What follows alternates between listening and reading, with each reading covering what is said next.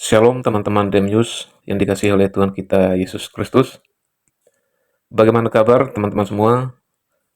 Saya berharap teman-teman dalam keadaan sehat walafiat dan terus ada dalam kasih dan penyertaan Tuhan. Ya teman-teman, jumpa lagi bersama saya di channel Demyus. Saya ucapkan terima kasih kepada teman-teman semua yang sudah support channel ini dengan cara like, komen, dan subscribe. Kiranya Tuhan Yesus memberkati teman-teman baik dalam pekerjaan, pelayanan, apapun yang teman-teman kerjakan, kiranya Tuhan Yesus senantiasa memberkati. Teman-teman yang terkasih dalam Tuhan Yesus Kristus, dalam video kali ini kita akan menyaksikan khotbah yang luar biasa yang disampaikan oleh Pendeta Yandi Manobe.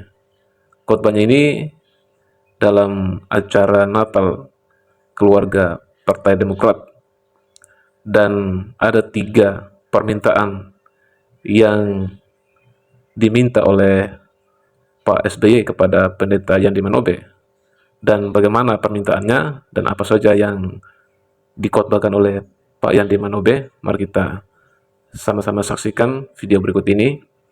Saya berharap teman-teman bisa menonton sampai tuntas agar teman-teman juga diberkati lewat firman Tuhan yang disampaikan. Selamat menyaksikan setelah yang satu ini. Tuhan Yesus memberkati.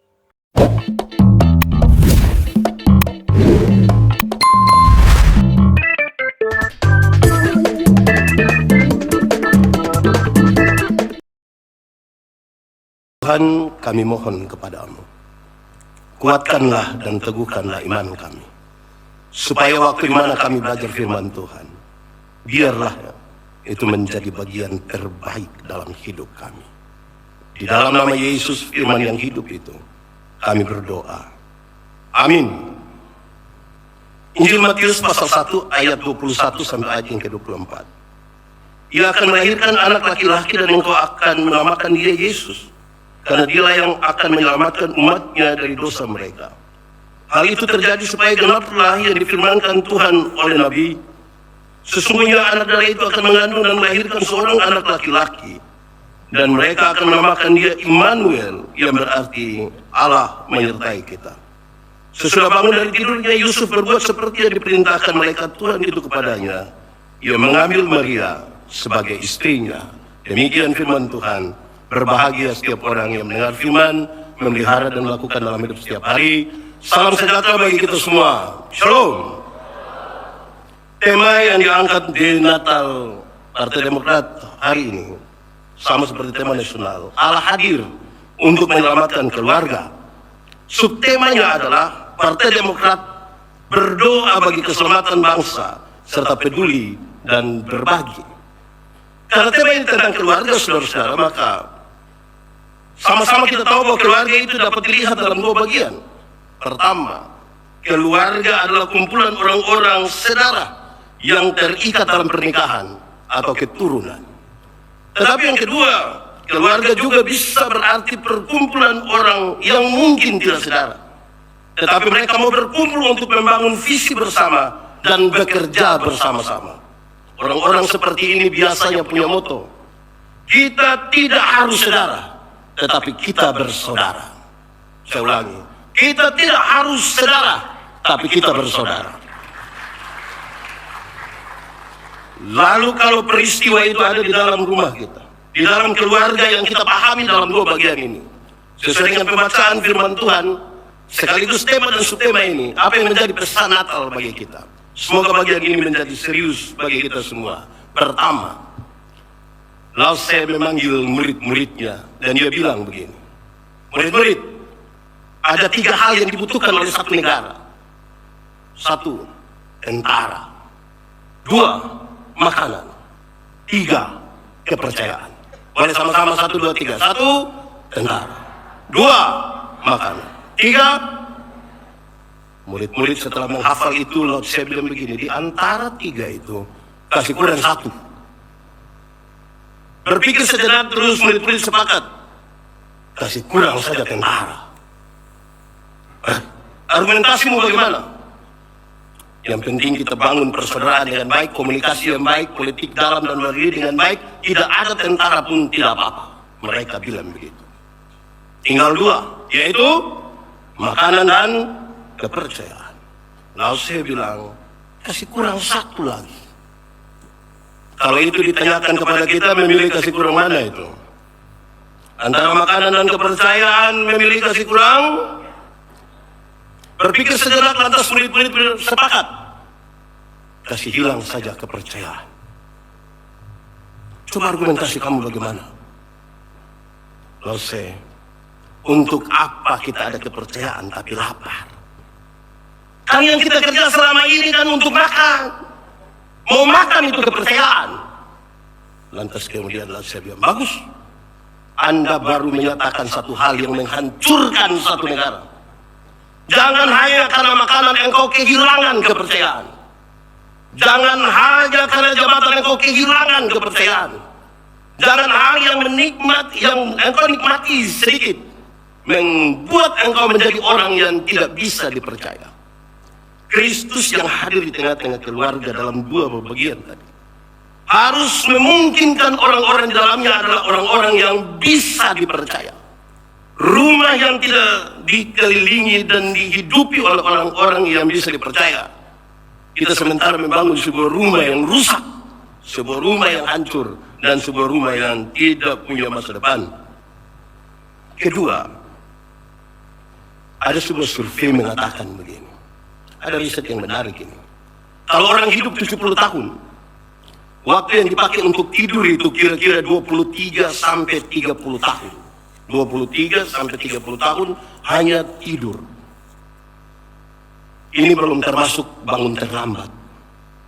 Ini juga tidak termasuk kalau sidang dewan dia tidur, tidak termasuk itu. Ini beda. Kalau tambah itu pasti 36 tahun itu. Tidur saja sudah 23 sampai 30 tahun. Kerja.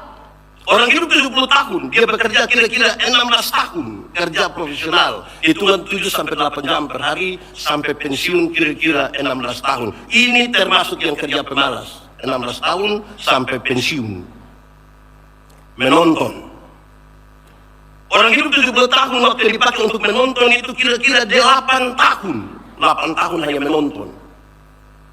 Bayangkan kalau 8 tahun menonton, tapi survei ini sebelum ada handphone. Kalau tambah handphone itu jadi banyak sekali itu waktu nonton, termasuk sidang dewan pasti nonton juga itu. Wah, ngeri sekali itu, banyak itu waktu nonton. Jalan-jalan. Orang hidup 70 tahun waktu dipakai untuk jalan-jalan kira-kira 6 tahun. Jalan-jalan. Saya tidak tahu ini yang termasuk di biaya negara atau tidak, saya tidak tahu. Ini jalan-jalan 6 tahun. Makan. Orang hidup 70 tahun, durasi yang dipakai untuk makan itu kira-kira 6 tahun. Bagi yang makan normal. Pagi sekali, siang sekali, malam sekali itu 6 tahun. Tapi kalau yang sekali makan tambah 3 kali, pulang masih bungkus lagi. Itu tidak bisa berbagi itu. Ini subtema tidak pasti nih kalau pakai bungkus-bungkus itu. Santai. Kalau orang hidup 70 tahun waktu dipakai untuk bersantai-santai dan tidak mau diganggu itu kira-kira 4 tahun setengah. 4 tahun setengah itu tidak mau diganggu, dia mau diam saja. Mau telepon sampai hancur itu handphone dia tidak akan angkat dan dia mau bersantai. Sakit. Tidak mungkin ada yang Pak Pendeta, saya begini-begini tidak pernah sakit. Minimal pilek. 4 tahun. 4 tahun. Ini belum termasuk stroke. Ini juga tidak termasuk sakit hati. Yang belum move on itu dia sakit hati terus itu. Apalagi kalau putus cinta SMA tidak move on, bisa sakit hati sampai meninggal dunia itu. Berdandan. Survei ini menarik, dia bilang berdandan. Orang hidup 70 tahun waktu dipakai untuk berdandan itu kira-kira 2 tahun. Bikin apa itu? 2 tahun.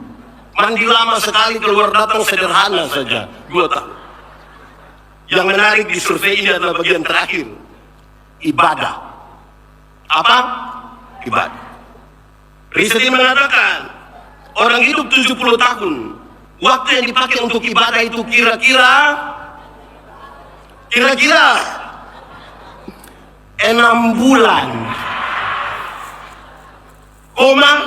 bagi yang rajin. 6 bulan lagi bagi yang rajin. Tapi kalau 1 tahun dia ikut gereja 2 kali, tidak mungkin. Natal dan Paskah, tidak mungkin 6 bulan itu. 6 jam mungkin. Ada orang yang gereja 1 tahun 2 kali, Natal dan Paskah. Makanya dia punya nama jemaat Napas. Natal dan Paskah. Kalau Natal 1 kali, Paskah 1 kali, singkatan tambah panjang. Napas 1-1. Sudah mau mati itu kira-kira gitu. Nah, saudara lihat ibadah yang seperti apa, yang bisa menjadi daya dorong, yang menggerakkan orang untuk tidur dengan baik, bekerja dengan baik, makan dan seterusnya dengan baik. Itu mestinya ibadah yang sungguh-sungguh berkualitas. Kenapa saudara-saudara? Ada 2 kata yang serius dalam perjalanan orang-orang, yaitu berdoa atau ibadah dan kerja. Kita bisa mendefinisikan kita ada di mana. Ada orang yang kerja kuat, tapi doa lemah. Orang yang kerja kuat tapi doa lemah. Dia tahu bagaimana dipromosikan, dia tahu bagaimana menjadi kaya, tapi dia tidak tahu menjadi bahagia.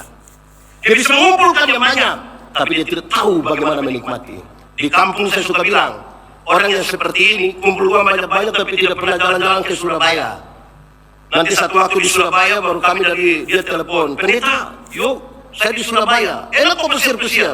Tidak pendeta. Lalu saya di rumah sakit Dr. Sutomo, pendeta. Sudah dapat rujukan baru dia pergi itu. Kedua, ada kelompok orang yang doa kuat tapi kerja lemah. Orang yang doa kuat tapi kerja lemah hanya berharap pada mujizat.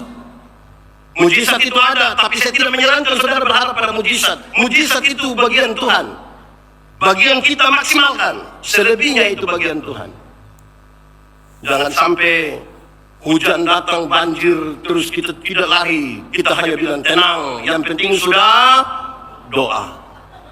Pemilu berikut ingin memenangkan pemilu, yang lain bekerja dan tidak usah kerja. Yang penting hancur itu partai itu. Bagian kita maksimalkan, lebih itu bagian Tuhan.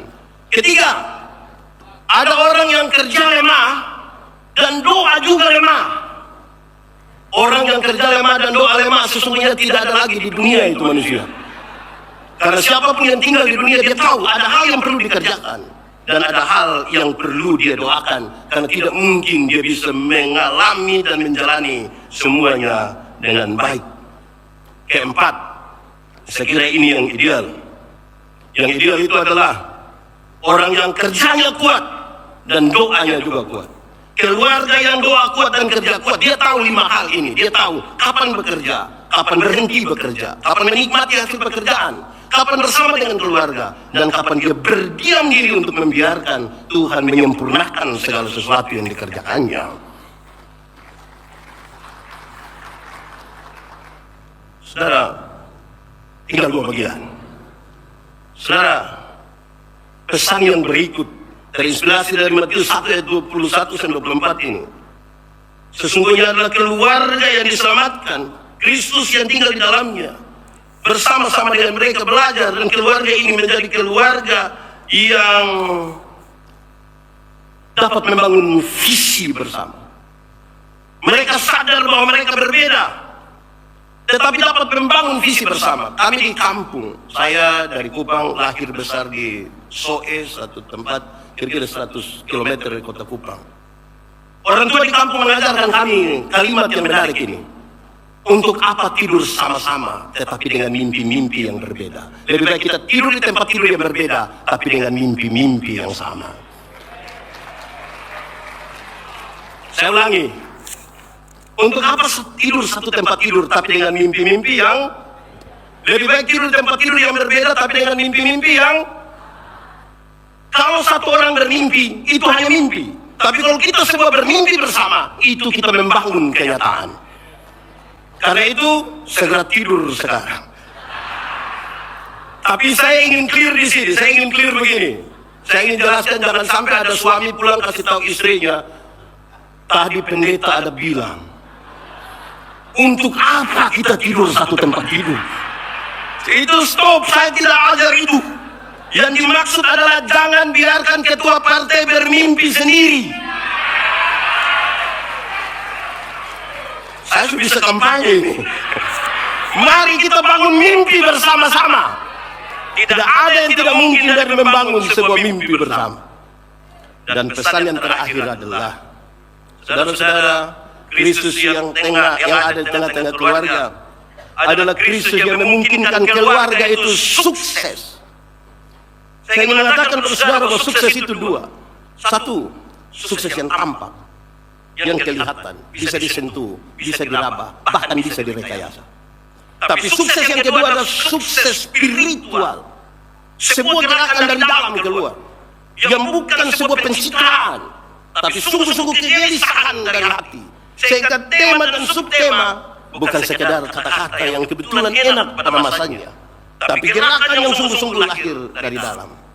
Kalau kita ingin sukses, orang tua di kampung mengatakan hal yang baik ini. Dia bilang begini, sukses itu bukan orang yang kaya sekali, bukan orang yang punya jabatan, bahkan sukses itu bukan sebuah kemenangan.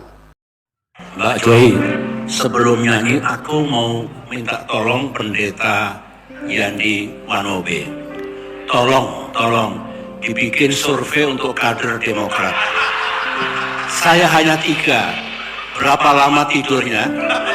Berapa banyak makannya? Yang kader perempuan kalau dandan berapa lama? Hasilnya kasih tahu saya. Luar biasa Bapak.